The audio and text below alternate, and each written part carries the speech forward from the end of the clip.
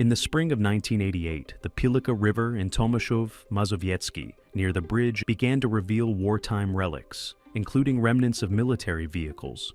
On October 27, 1988, with the assistance of divers, one of the most intriguing finds was recovered from the river, a German Sd.Kfz 251 D-version armored half-track. This type of vehicle, widely used by the German Wehrmacht during World War II, served primarily to transport infantry and supplies to the front lines.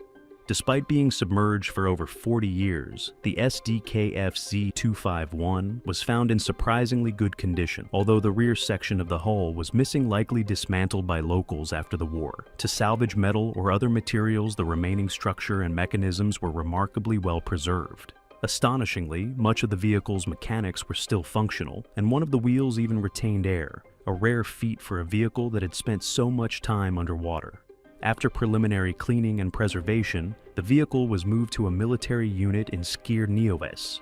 However, the subsequent history of the Sd.Kfz 251 is somewhat mysterious.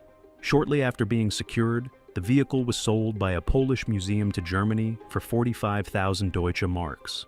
Today, the half-track is part of the collection at the American Heritage Museum in the United States, where it arrived from the famous Littlefield collection, one of the largest private collections of military equipment in the world.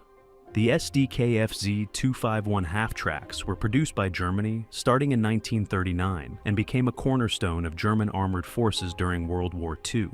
The D version, a lighter and simplified version introduced in 1943, saw extensive use until the war's end. If you want more, let me know in the comments, subscribe, and leave a like. Thank you.